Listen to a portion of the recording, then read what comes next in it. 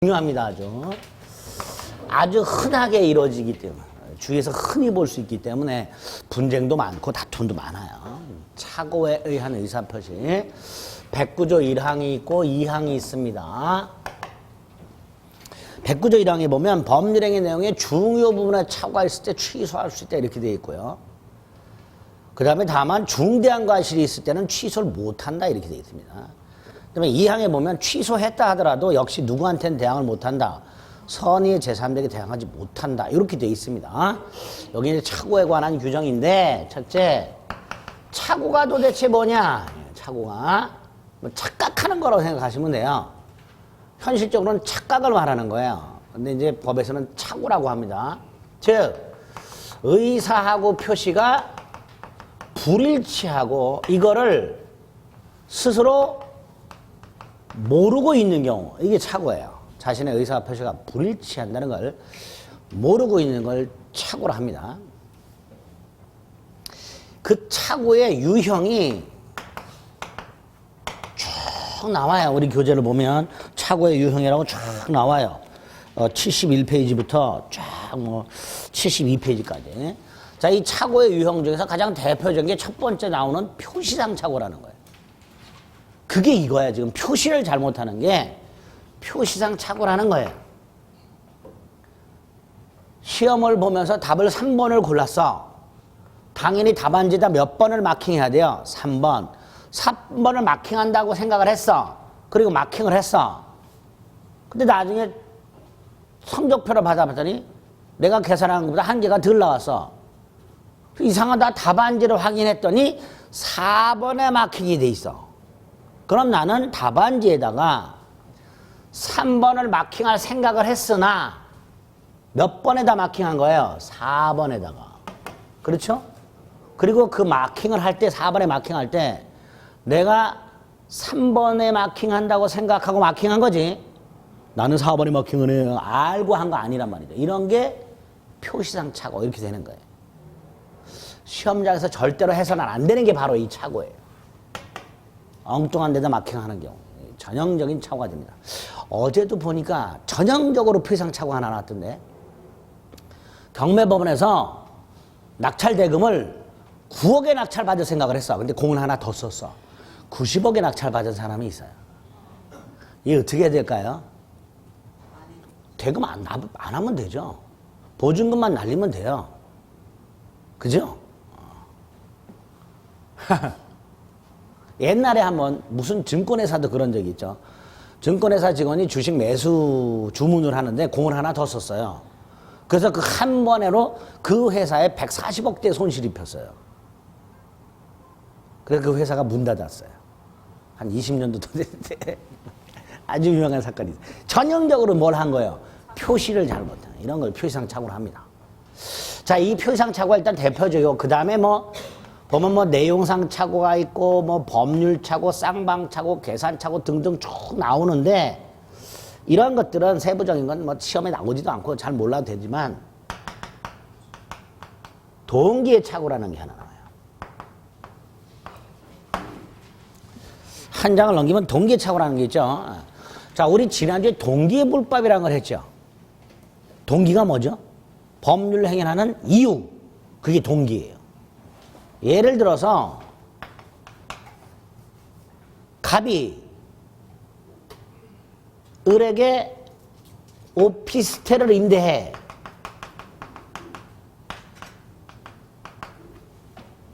자, 임대차 계약이라고 법률행위입니다. 이때 을이 이 오피스텔을 빌리는 이유가 있겠죠. 그렇죠? 이게 동기예요. 사무실로 쓰려고 빌리는 경우도 있고, 주거용으로 쓰려고 빌리는 경우도 있고, 창고로 쓰려고 빌리는 경우도 있고, 여러 가지가 있을 거예요. 그게 동기야. 근데 갑이 을에게 이런 거 물어봐요? 안 물어봐요? 안 물어봐요. 너 이거 왜 빌리냐? 안 물어봐요. 설령 갑이 물어봤다 하더라도 을은 대답해 줄 필요가 없는 거예요. 이렇게 민법에서 동기는, 계약에서 동기는 아무 의미가 없어요. 고려 대상이 아니야. 그런데 그 동기의 착오가 있는 게 생겨요. 갑이 A 토지를 갖고 있어요. 을이 이 A 토지를 매수할 생각을 해요. 그리고 갑한테 가서 A 토지를 팔아라고 표시를 했어요. 자, 을은 지금 무슨 땅을 살 생각을 했어요? A 토지. 무슨 땅을 팔아라고 표시했어요? A 토지. 그러니까 의사도 A 토지, 표시도 A 토지예요. 을은 의사 표시가 어때요? 일치하죠? 그런데 을이 이 A 토지를 왜 사는가? 이유, 동기, 공장 지려고. 이게 동기예요. 을은 갑소유 땅을 사가지고 거기다 공장을 지을 생각으로 땅을 산 거야. 근데 여기서도 마찬가지지만 갑은 을에게 도대체 이 땅을 왜 사는지 물어본다, 안 물어본다? 안 물어봐요. 물어보더라도 을은 아니 그걸 당신이 알아서 뭐하냐고, 내가 땅을 그걸 파먹든 말든. 이렇게 동기는 아무런 영향을 주지 않는다 그랬어요. 그런데 나중에 우리 땅을 사가지고 공장을 지려고 관할 관청했더니 공장을 지을 수 없는 땅이야. 공장을 지을 수 없는 땅을 공장을 짓기 위해서 산 거예요. 이런 걸 동기착오라고 해요. 동기라는 건 법률에 한 이유를 말하는 거고, 내가 계약을 하는 이유를 말하는 거고, 내가 그걸 생각하고 샀는데 현실은 다른 경우, 이거를 뭐라 한다? 동기착오라고 해요. 그런데 동기착오는 의사하고 표시가 일치해요, 불일치해요? 일치해요. 의사하고 표시는 일치하지만 말 그대로 그 자신이 생각하고 있던 이유의 착오가 있는 거예요. 이유에. 그런데 좀 전에 백구조 착오란 의사 표시는 불일치해야 착오라 그랬어요. 근데 동기의 착오는 일치한단 말이죠. 따라서 이 동기의 착오는 원칙 백구조의 착오다 아니다? 아니다 말이죠. 백구조 착오가 아니란 거예요. 이건 당연히. 따라서 동기의 착오가 있다 하더라도 취소할 수가 없는 거예요. 없는 거예요. 이게 원칙이야. 그런데 우리 대법원이 예외, 이 을이 공장을 짓고자 하는 이 동기가 상대방 갑에게 표시가 돼서 알려진 경우하고요, 을이 갑한테 공장 지려고 땅을 산다라고 표시를 해버렸어요. 이때 갑의 입장에서는요, 대부분 이 땅에 공장을 지을 수 없다는 걸 알고 있을 거예요. 그럼 당연히 갑은 을한테 알려줘야죠. 공장 못 짓는다고. 이런 경우. 또 하나는 을이 표시를 안 했지만 갑이 이 땅은 공장을 짓는데 최적이라고, 만약에 이렇게 말을 했어. 갑이 을하고 계약을 교섭하는 과정에 갑이 이 땅은 다른 건 몰라도 창고나 공장 같은 거 지으면 아주 딱이라고. 그러면 을은 당연히 이 땅은 공장을 지을 수 있나 보다, 이렇게 생각을 할 거예요. 을이 갑에게 다이렉트로 공장을 짓겠다고 표시한 적은 없지만 갑에 의하여 그 동기의 착오가 유발이 된 경우, 이런 두 가지 경우가 있을 수 있더란 말이죠. 요럴 때는 착오가 된단 말이죠. 요때만 요걸 아주 조심하셔야 돼요. 동기의 착오를. 그래서 72페이지에 가면 밑에 하단에 양가로 5번 동기의 착오. 지하철역이 들어올 거라고 착각하고 땅을 샀다. 이런 경우. 그렇죠? 원칙. 동기의 착오는 의사표시가 아니니까, 내용이 아니니까 동기의 착오를 이유로 취소할 수는 없다. 그러나 오른쪽 기역과 니은. 동기가 상대방에게 표시가 된 경우, 그 다음에 니은. 동기의 착오가 상대방에서 유발된 경우. 이 두 가지 경우에는 착오가 된다라는 거야. 어쨌든 이렇게 표시상 착오가 있거나 또는 표시돼서 알려진 동기의 착오 또는 유발된 동기의 착오가 있다. 그 착오를 포함하는 범죄 행위는 뭐냐 도대체?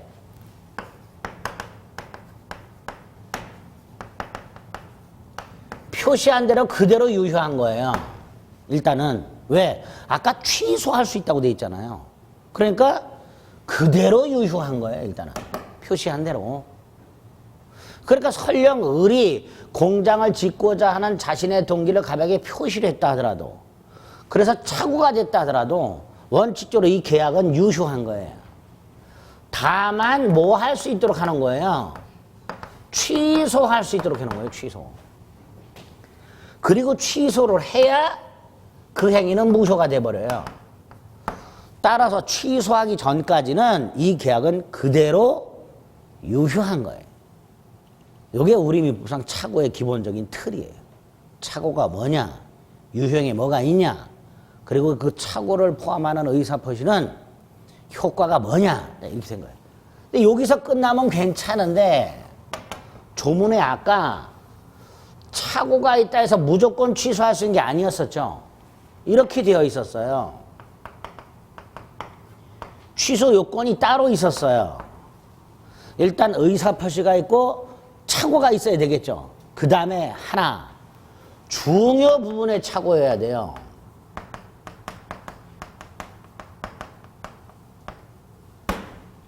이 착오가 허접한 부분에 착오가 있어서는 안 되고 아주 중요한 부분에 착오가 있어야 돼요.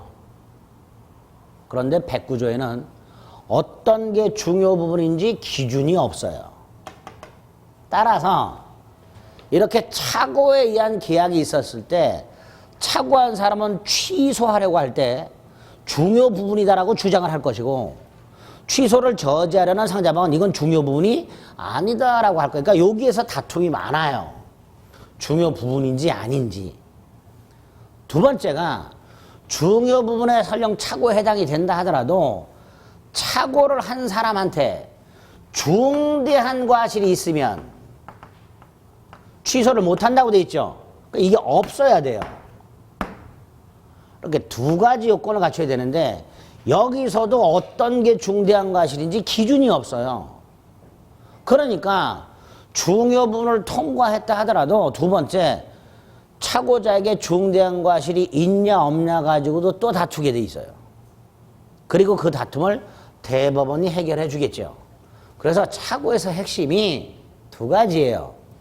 그 착오가 중요 부분의 착오냐 아니냐.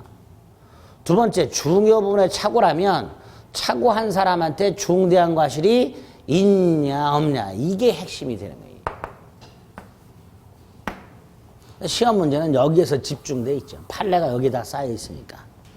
그래서 자 여기 걸 볼 건데 그거 보기 전에 71페이지를 다시 한번 109조 1항을 다시 한번 확인해 봅니다.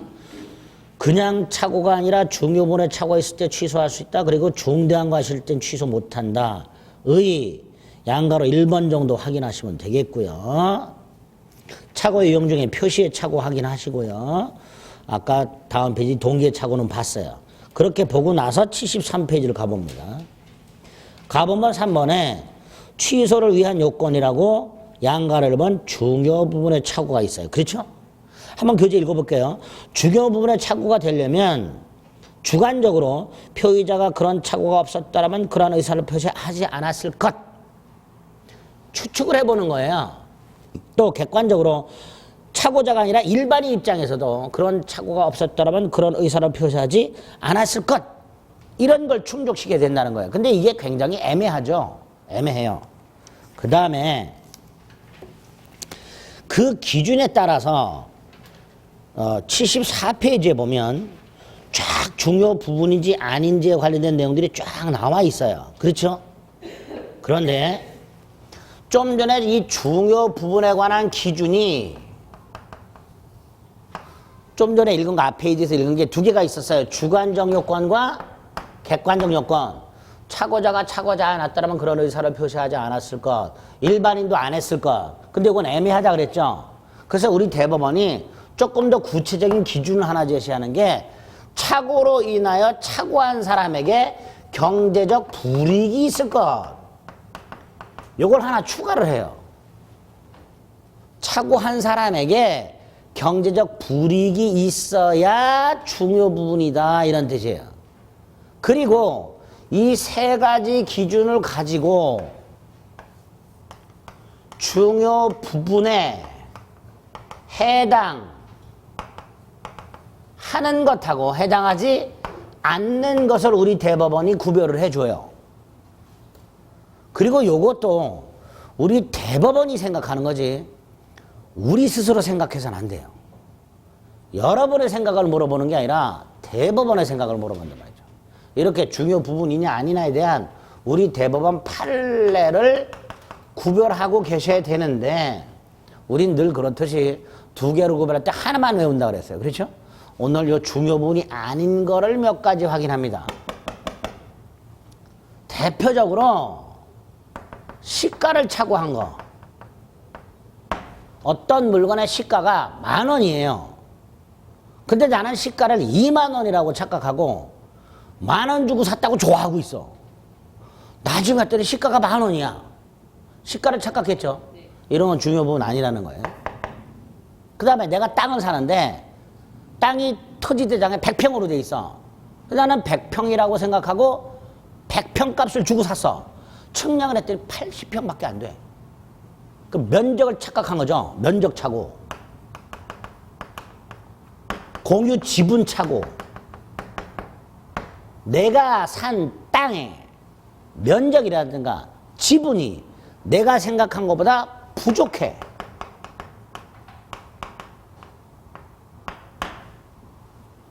자, 근데 요 면적 차고는요, 생각해 보세요. 80평밖에 안 되는 땅을 100평이라고 착각을 하고 100평 값을 주고 샀다면 나는 20평만큼 경제적 손실이 있죠. 그러니까 언뜻 생각한 게 중요 부분 차고 같아요. 그런데 요 경우에는 나중에 담보 책임이라는 게 따로 있어요. 매매 계약을 가면 착오로 처리를 하지 않고요. 담보 책임이라는 제도로 처리를 하도록 돼 있어요. 무슨 제도? 몰라도 돼. 나중에 할 거예요. 그러니까 이거는 중요분의 착오가 아니라는 거예요. 세 번째, 우리 갑하고 갑소유 A 토지를 매매했어요. 근데 계약을 하고 났더니 이 땅이 병소유네. 을은 병소유 땅을 갑소유로 착각을 하고 갑하고 계약을 한 거야. 처음부터 병소유 땅이란 걸 알고 계약을 한 게 아니고 을은 갑소유 땅으로 착각을 하고 계약을 했어. 즉 내가 매수하고자 하는 물건의 소유자를 착각했어.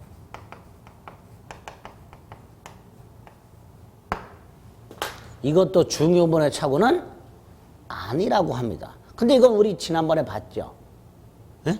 타인 권리 매매 계약도 일단은 유효하고 갑은 약속대로 넘겨주기만 하면 되는 거예요. 그건 넘겨받을 때까지 기다리면 되는 거예요.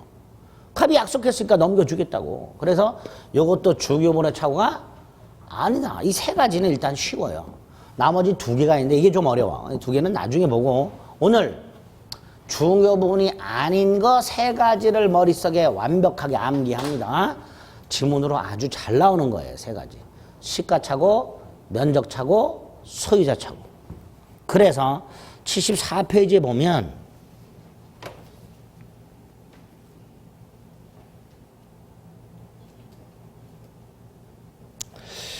동그라미 1번 당사자가 사람인 경우, 동그라미 2번 목적물인 경우, 3번 성질 이런 게 있는데 그런 거 필요 없고요. 오른쪽에 보면 75페이지 2번 착오를 이유로 취소할 수 없는 경우라고 되어 있어요. 중요 부분이 아닌 경우를 말합니다. 동그라미 1번 시가착오, 면적착오. 요거 있죠? 시가착오, 면적착오가 있어요. 그다음에 소유자착오는 그 왼쪽으로 눈을 살짝 돌리면 당사자인 사람의 착오가 있죠. 거기에 보면 세 번째 줄에 뭐라고 되어 있냐면 매매와 같이 상대방이 누구냐를 중요시하지 않는 경우에 사람의 동일성 착오라고 되어 있어요. 이게 소유자를 착각한 거예요. 병소유인데 갑소유로 착각. 이런 것들은 중요분의 착오도 아니다. 이렇게 되는 거예요. 그 세 가지 일단 기억하는 거예요. 그러면 다시 오른쪽으로 가면 2번에 동그라미 4번에 뭐라고 되어 있어요? 밑줄이 경제적 불이익이 없는 경우라 했죠. 그래서 아까 제가 중요 부분이 되려면 이게 하나 더 필요하단 말이죠. 경제적 불이익. 그리고 정리. 이 기준에 따라서 중요 부분인 거 아닌 걸 이렇게 구별해 주자 말이죠. 그렇게 교재를 딱 체크하시면 돼요. 두 번째가 중요 부분에 해당이 되더라도 중요 부분의 착오에 해당이 되더라도 착오한 사람에게 뭐가 있을 때 중대한 과실이 있다면 취소를 못한다 그랬어요. 자, 이때 이 중대한 과실에 관해서는 아까 제가 선의 악의를 말씀을 드렸었어요. 악의는 뭐를 아는 거라 그랬고요. 선의는 뭘 모르는 거라 그랬죠. 그 다음에 선의는 두 가지가 있어요. 과실과 무과실이 있어요. 보통은 여기까지만 구별합니다. 그런데 이 과실을 또다시 중대한 과실과 이 무거울 중자를 써요. 가벼운 과실로 나누는 경우가 있더라. 그게 이 착오예요. 자, 그런데 착오에서 이 과실이 왜 문제가 되는 걸 생각해 봅니다. 과실은 선의를 전제로 한다 그랬죠. 아까 뭐라 했어요? 착오가 의사 표시가 불일치한다는 걸 모른다 그랬죠. 그렇죠? 내가 3번에 마킹할 생각을 했으나 엉뚱하게 4번에 마킹했어요. 그런데 조심조심 마킹했더라면 내가 잘못 마킹한다는 걸 알았을까 몰랐을까? 알았겠지요. 그러니까 과실이 있는 거예요. 과실이. 즉 착오는 내가 의사표시가 불일치한다는 걸 모르고 있는 거예요. 문제는 조심했다면 알 수 있었던 경우와 조심해도 모르는 경우가 있을 수 있단 말이죠. 그렇죠? 요렇게만 나눠야 되는데 취소에서는 여기까지예요. 그러니까 내가 착각을 했을 때, 착오를 했을 때 요 경우에는 취소를 못하지만 요 두 가지 경우에는 취소할 수가 있게 되는 거예요. 그렇죠? 중대한 과실이 있을 때는 취소를 못하지만 경과실이 있거나 과실이 없을 때는 뭐 할 수 있다? 취소할 수 있게 되는 거예요. 조문이 그렇게 돼 있어요. 그러니까 시험지문에 이렇게 나올 수가 있다. 착오자에게 과실이 있다면 취소할 수 없다. 틀린 거죠. 과실이 있더라도 그게 무슨 과실이라면 경과실이라면 취소할 수가 있단 말이죠. 이렇게 좀 기억을 하셔야 돼요. 이거를. 악의는 아예 착오가 아니니까 이건 뭐 신경 쓸 필요가 없고. 그래서 착오에서 과실이 문제가 되는 경우는 이것 때문에 이렇게 이게 머릿속에 있어야 되고 돌아옵니다. 그냥 과실 아니라 무슨 과실? 중대한 과실. 그럼 도대체 또 이 중대한 과실이 뭐냐? 75페이지 하단에 보면 양가로 2번에 동그라미 1번 여기서 중대한 과실이란 표의자의 직업, 법률행위 종류의 목적에 비춰 주의 의무를 현저히 결여한 것을 말한다. 이렇게 현저히 결여한 거. 그럼 또 현저히 결여한 게 뭐냐 말이지. 기준이 없어. 그러니까 결국 여기도 중대한 과실이 있다, 없다에 관련된 판례를 정리해야 되는 거예요. 만약에 중대한 과실이 있다면 취소할 수 없는 거고, 중대한 과실이 없다면 취소할 수 있는 거고, 이렇게 엄청나게 달라진단 말이죠. 이거 관련된 판례를 좀 정리하자 말이죠. 자, 여기서도 몇 개가 있어. 거기 하나 나와 있는 게 자신을 과신한 나머지 전문가의 간정 없이 위조 제품을 고려청자로 진품으로 착각하고 거액을 주고 매수한 경우가 있어요. 내가 고려청자가 아닌데 고려청자로 착오하고 거액을 주고 샀어요. 전문가 감정도 제대로 거치지 않았어요. 얼핏 보기에는 중대한 과실이 있는 것처럼 보여요. 근데 우리 대법원은 중대한 과실이 없다라는 게 판례예요. 고려청자. 키워드로 기억하는 거예요. 반면에 이 경우 을이 공장을 지려고 값의 땅을 샀어요. 사면서 공장을 짓겠다는 이 동기를 표시했어요. 갑에게. 동기의 착오인데 표시가 됐죠. 착오가 됐어요. 자, 취소할 수 있냐 없냐. 우리 대법원 중요 부분이래요. 을은 경제적 손실이 커요. 문제는 을이 땅을 살 때 공장을 지을 수 있는지를 관할관청에 알아보지를 않았어요. 우리 대법원 중대한 과실이 있다. 공장을 짓고자 하는 놈이 자기가 사고자 하는 땅에 공장을 지을 수 있는지도 제대로 확인하지 않고 샀어? 무슨 과실이 있다? 중대한 과실이 있다. 대표적인 판례가 이렇게 두 개가 있는 거예요. 중대한 과실이 있는 것과 없는 것, 이 두 가지 아주 잘 나오는 판례예요. 그래서 일단 그 중대한 과실이 없는 거 고려청자 하나 확인하시고요. 다음 페이지 봅니다. 판례가 하나 있어요. 1번 공장을 경영하는 자가 새로 공장을 설립할 목적으로 토지를 매수함에 있어서 토지상의 공장을 건축할 수 있는 여부를 관할관청에 알아보지 아니한 과실 이렇게 돼 있죠. 이런 경우에는 중대한 과실이 있다는 거예요. 이렇게 중요 부분의 착오와 중대한 과실에 관한 대법원 판례 오늘 체크해 드린 걸 머릿속에 딱 넣어주시면 됩니다. 됐죠? 네? 많이 안 할 테니까 조금씩만 하고 있잖아 우리요. 그죠? 이런 건 기억해 주셔야 돼요. 어제 다른 데서 했는데 몇몇 분이 인상을 너무 많이 써가지고 제가 무서워가지고 강의하다가 공포심을 느꼈어 제가.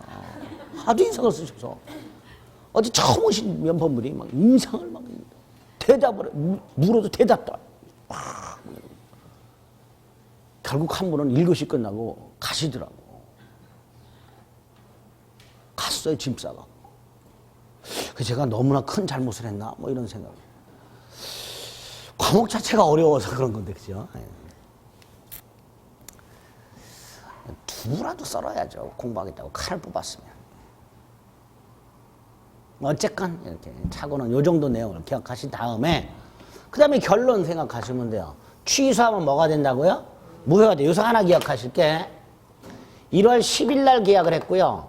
1월 30일 날 취소했어요. 그럼 계약은 무효가 되죠? 30일부터 무효냐? 처음부터 무효가 되느냐? 처음부터 무효가 된다. 처음부터 계약을 안 했던 상태로 되돌아가는 거예요. 처음부터. 취소한 때부터 무효가 되는 게. 그럼 이런 경우가 있을 수 있죠. 처음부터 무효가 되니까. 이건 그냥 듣기만 하세요. 갑이 을에게 A 토지를 팔고 1월 10일 날 등기를 넘겨줬어요. 1월 30일 날. 그 다음에 을은 이거를 병한테 2월 10일 날 팔아가지고 등기를 넘겨줬어요. 그 상태에서 갑이 이 계약을 한 3월 10일쯤 착오를 이유로 취소를 해버렸어요. 갑이. 만약에 이런 경우를 한번 생각해 볼게요. 그러면 이 계약은 언제부터 무효가 된 거예요? 1월 10일부터. 그럼 이 을 등기도 1월 10일부터 무효였던 거예요. 2월 10일은 갑이 아직 계약을 취소하기 전이잖아요. 그러니까 이게 유효인 상태였었어요. 그러니까 얘는 유효한 등기자와 거래한 거야. 그럼 선악불문하고 소유권을 취득해야 돼요. 그런데 갑이 3월 10일 날 착오를 이유로 계약을 취소했더니 계약이 언제부터 무효가 된 거예요? 그럼 이 등기도 1월 10일부터 무효였던 거예요. 결과적으로 이 병은 무효 등기 명인하고 거래한 거예요. 따라서 얘도 선악불문하고 소유권을 취득하지 못해야 되잖아요. 그런데 109조항에서 또 만들어 놓은 거예요. 아무리 취소했다 하더라도 누구한테는 대항을 못한다. 선의의 제3자에게는 대항하지 못한다. 이렇게. 이때 하나를 추가해서 기억하실 게 있어요. 이 제3자가 두 놈이 있어요. 하나가 갑이 을과의 계약을 취소하기 전에 거래한 놈이 있어. 전에. 그쵸? 요런 놈이 하나씩 있고 또 하나는 갑이 을과의 계약을 3월 10일 날 취소했어요. 취소한 다음에 이거 말소시켜야 되죠. 근데 이게 말소가 되지 않고 있는 상태에서 거래한 자가 있어요. 그런 놈도 있을 수 있죠.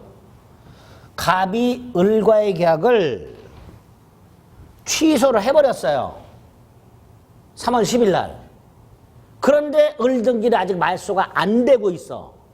그 상태에서 모르고 거래한 사람 또 있을 수 있지요. 그래서 허위 표시나 비진위 표시 같은 건 처음부터 그냥 무효 이렇게 예외 이렇게 돼 있기 때문에 굳이 따질 필요가 없는데, 취소는 유효했던 게 취소를 하면 무효가 돼버린단 말이에요. 그러니까 이 제3자가 취소 전에 제3자냐, 갑이 을과 계약을 취소하기 전에 을과 거래했냐, 갑이 을과의 계약을 취소는 했으나 아직 을 등기가 말소가 되기 전에 거래했냐, 이 두 놈이 있을 수 있고, 우리 대법원은 병이 취소 전에 거래했는지 취소 이후에 거래했는지를 따지지 않고 선이라면 소유권을 취득한다 라고 해석을 하게 되는 거예요. 그래서 두 놈이 있을 수 있다. 취소 전, 취소 후. 둘 다 선이라면 보된다. 이런 것들을 간단히 추가해서 확인하시면 되겠습니다. 자, 76페이지를 갑니다. 하단에 보면 4번 착오의 효과, 양가로 1번 착오에 의한 의사표시 요건을 갖추면 법률행위를 취소할 수 있다. 취소하면 언제부터 무효가 된다? 처음부터 무효. 그거 생각을 해주시면 되겠습니다. 됐지요? 그 정도. 오늘은 착오를 이 정도만 생각해 주시면 됩니다. 핵심이 중요 부분과 중대한 과실에 관한 거다. 이렇게 생각하시면 돼요. 그래서 비진위 표시부터 허위 표시, 착오까지 의사 표시가 불일치하는 거 3개를 봤어요. 이제 하나 남았습니다. 79페이지. 하자 있는 의사 표시요. 110조. 하자 있는 의사 표시는 의사하고 표시는 일치를 해요. 갑이 A라는 물건을 살 생각을 했고요. A라는 물건을 표시를 했어요.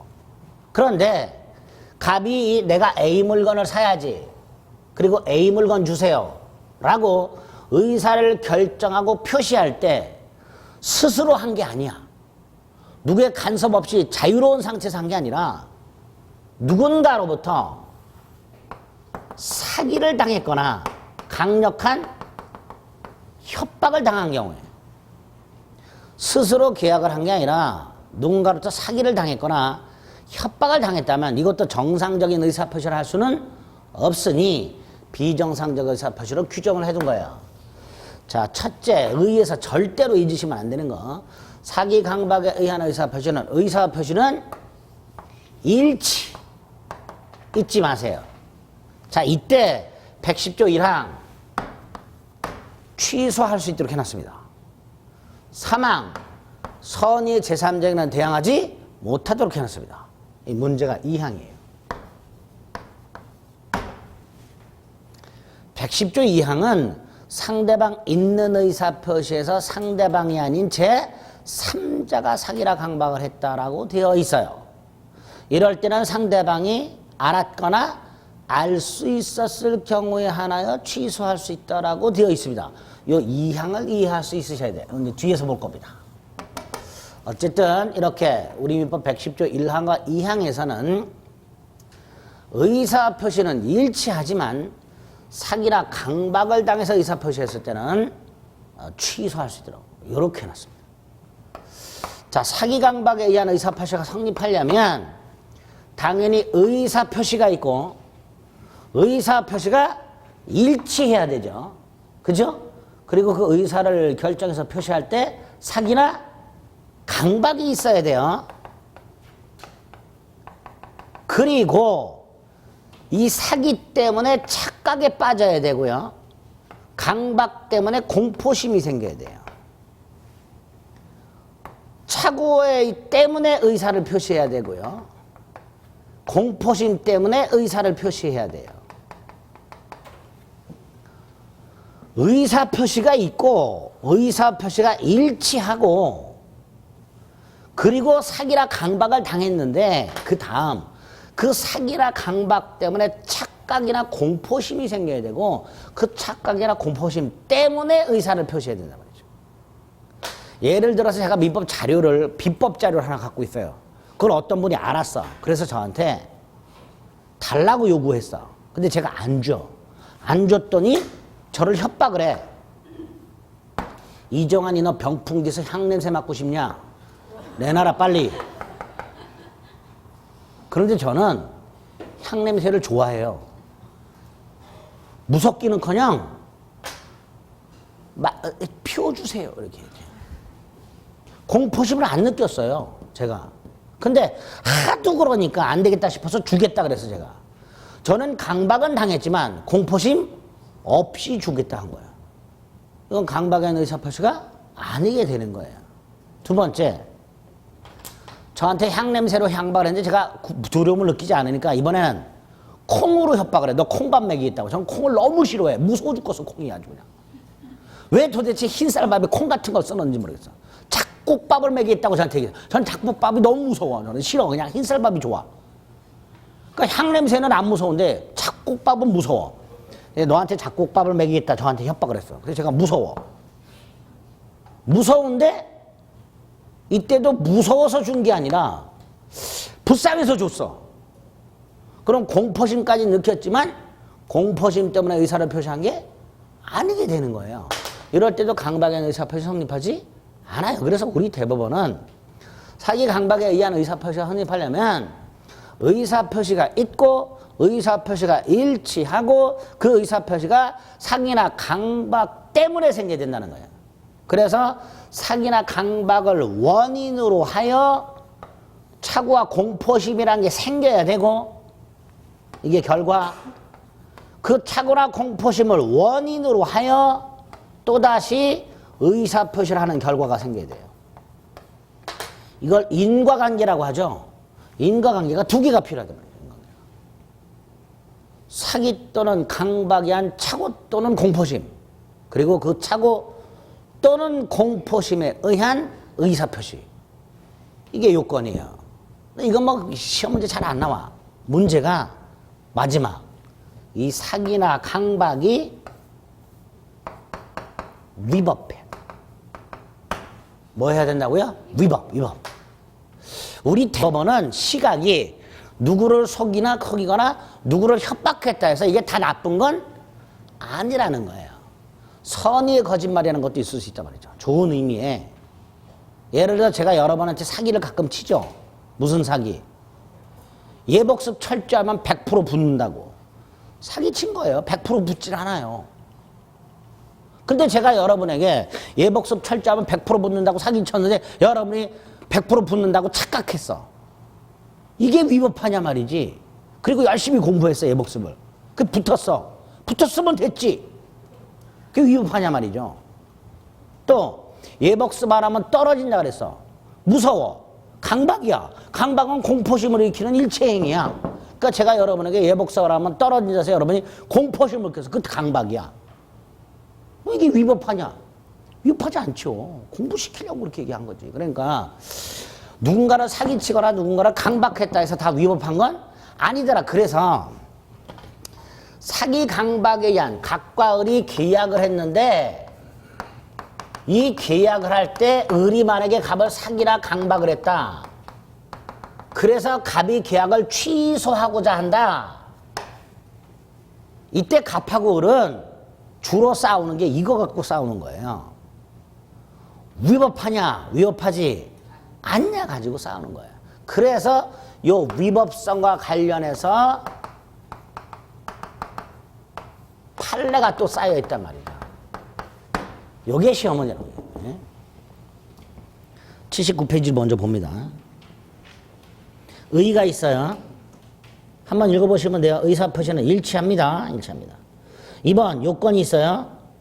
뭐 사기자의 고의가 있을 것이라고 되어 있는데 2번 기망이라고 되어 있죠. 그렇죠? 이 기망과 관해서 그 기망이 위법해야 됩니다. 그 위법성과 관련해서 오른쪽 심화를 보면 아파트를 분양하는 사람이 그 아파트 주위에 공동묘지가 조성되어 있는데 그 공동묘지가 조성됐다는 사실을 속이고 팔았어요. 이게 위법하다는 거예요. 이거 하나 기억하세요. 위법성 하나하나 기억하셔야 돼요. 위법성. 다음 페이지. 판례. 시가에 대한 묵비라고 되어 있죠. 노점상이 시가가 10,000원짜리인데 20,000원이라고 써붙이고 50% 세일을 해. 시가를 속인 거죠. 이런 거 위협하지 않다예요. 그럼 좀 전에 위협한 거 하나 봤어요. 공동묘지. 위협하지 않은 거 봤어요. 시가. 그죠? 또 위협하지 않은 게 하나 더 있어. 다소 허위 과장 광고. 우리 홈쇼핑 광고를 보면 엄청나게 과장이죠. 그 정도는 위협하지 않다라는 거예요. 그 홈쇼핑에 있는 물건들을 사게 되면 뭐 다 잘 될 것 같아. 그렇죠? 특히 계란 같은 건 절대로 안 눌러붙잖아. 후라이팬이. 사봤어요. 붙어. 식용유 안 채우면 붙어. 짜증나 죽겠어. 식용유 쓸 거면 뭐 굳이, 그죠? 아무거나 다 붙자. 어쨌든 위협하냐와 관해서 위협하지 않은 거 2개. 시가, 허위 과장 광고. 위협하지 않다. 반면에 위협한 거 하나. 공동묘지. 딱 오늘 그 3가지 기억해요. 위협한 기만과 관련해서 위협하지 않은 거, 시가 속인 거, 또 허위 과장 광고한 거, 반면에 위협한 거, 공동묘지. 이렇게 기억하죠. 그 다음에 맨 밑에 보면 인과관계가 나와 있어요. 그 다음에 오른쪽 봅니다. 강박. 강박은 공포심을 일으키는 일체행위를 말합니다. 양가로 2번. 공포심을 일으키게 하는 일체행위. 그런데 2번 보세요. 채권자들이 채무자한테 언제까지 돈을 갚겠다고 각서를 써라고 강력하게 요구해서, 자, 옆에서 누가 뭘 써달라고 강력하게 요구하면 공포심이 생길까요? 짜증이 생길까? 짜증이 생겨. 그쵸? 아이, 지금 하기 싫어 죽겠는데 옆에서 자꾸 써줘 그러면 짜증이 생겨. 공포심이 안 생겨요. 그러니까 이건 강박이 아니다. 그거 하나 동그라미 2번. 강박이 아니다. 그 다음에 강박일 때 양가로 3번. 위법해야 된다 그랬죠? 자, 그 위법성 것을 동그라미 2번 맨 밑에. 피해자가 가해자한테 손해를 제대로 배상하지 않으면 고소 고발해서 콩밥을 먹이겠다 그랬어요. 그러면 가해자는 공포심이 느끼겠죠. 그런데 이건 위법하지 않다 그래요. 고소하겠다 고발하겠다는 정당한 권리 행사를 알려주는 거에 불과합니다. 따라서 이건 설령 상대방이 공포심을 느꼈다 하더라도 위협하지 않아. 그런데 밑에서 2번째 줄. 손해가 100만 원 생겼는데 피해자가 1억을 안 내면 고소하겠다 그랬어요. 그럼 이 피해자는 손해는 100만 원밖에 안 내는데 1억을 내놓으라 했으니까 9,900만 원에 대한 부당한 이득을 취득할 목적이 있는 거죠. 이럴 때는 위법하다 말이죠. 또 하나는 고소하겠다 고발하겠다라고 말을 하는데 그 사람, 고소하겠다는 말을 하는 사람 오른손에는 사시미 칼이 왼손에는 야구방망이가 들려져 있어요. 그럼 고소하겠다 고발하겠다는 말을 들은 사람은 그 사시미 칼이나 야구 방망이 때문에 무서운 거예요. 즉 수단이 위법해. 그래서 밑에서 2번째 줄에 보면 부정한 이익을 목적으로 하는 경우 여기 하나 있죠. 그렇죠? 그 다음에 그 위에 동그라미 1번에 4번째 줄을 가면 마지막에 보면 강박의 수단으로 상대방의 고지하는 내용이 법질서에 위배돼. 고소하겠다라고 말을 하는데 그 말은 괜찮은데 오른손에 사시미가 있어. 이건 무슨 뜻이야? 포뜨겠다는 뜻이잖아. 그게 위법한 거야. 그래서 강박의 위법성과 관련해서는 아까 강박 아닌 거 각서의 서명 날인을 강력히 오고 이건 아예 공포심을 느끼지 않으니까 강박이 아닌 거고, 2번째 고소하겠다고 강박을 했어. 공포심을 느꼈어. 이건 위법하지 않아. 그런데 위법한 경우 2가지. 부정한 이익 취득 목적 또는 위법한 수단 위법. 이런 경우에는 위법하다 이렇게 판단하는 거예요. 그거 체크하시면 돼요. 마지막으로 그 양가로 3번 바로 위에 굵은 글씨가 있어요. 여러분이 한번 느껴보세요. 누가 여러분에게 뒷산으로 끌고 가서 땅에 파묻어 버리겠다고 강박을 했어. 무섭죠? 그때 느끼는 공포심하고 여러분을 질질 끌고 가서 뒷산에다 미리 땅을 파놓고 여러분을 거기에 밀어놓고 흙을 막 붓고 있어. 이때 느껴지는 공포심하고 공포심의 정도가 다르죠. 그냥 말로 협박을 했을 때는 뭐 잠시 좀 피해갈 방법이라도 생각할 여유가 좀 있어. 근데 지금 이 경우에는 잠깐만 생각해 볼게 그랬다가 묻혀. 이런 경우에는 생각할 여지가 아예 없죠. 그게 그 굵은 글씨야. 강박의 정도가 극심해서 아예 생각할 여지가 아예 없는 상태. 생각조차 나지 않는 상태. 완전히 얼어붙은 상태. 이런 경우를 이렇게 말을 합니다. 의사결정을 스스로 할 수 있는 여지를 완전히 박탈한 상태. 이때 의사표시는 무효가 돼버려요. 취소가 아니라. 뭐가 돼버린다고요? 무효가 돼버려요. 자, 그럼 정리하면 사기 강박에 의한 의사표시는 의사표시가 일치하되 사기라 강박을 당한 걸 말한다. 두 번째, 사기 강박에 의한 의사표시가 확립하려면 의사표시가 있고 그 다음에 중요한 거 의사표시가 일치해야 되는데 이 의사표시가 사기라 강박을 통한 착오나 공포심에 의해 의사표시가 있어야 되고 마지막으로 그 사기라 강박이 위법해. 그 위법부가 하면서 기망의 위법성, 사기의 위법성과 강박의 위법성 각각 몇 가지 판례를 확인한 거예요. 사기와 관련해서 사기를 다른 말로 기망이라고 한다. 공동묘지 위법하다. 시가 속인 거, 과장한 거 위법하지 않다. 강박관에서는 각서 서명날인 강력히 오고 강박이 아예 아니다. 고소하겠다. 강박이지만 위법이 아니다. 다만 고소하겠다 플러스 부정한 이익 위법한 수단. 그러면 위법하다. 그렇죠? 이런 식으로 정리하죠. 이렇게 성립했을 때 효과. 유효하지만 뭐 할 수 있다? 취소할 수 있다. 근데 여기서 또 아주 중요한 내용이 나와요. 요거는 잠시 쉬었다 보겠습니다. 유효하지만 취소할 수 있다.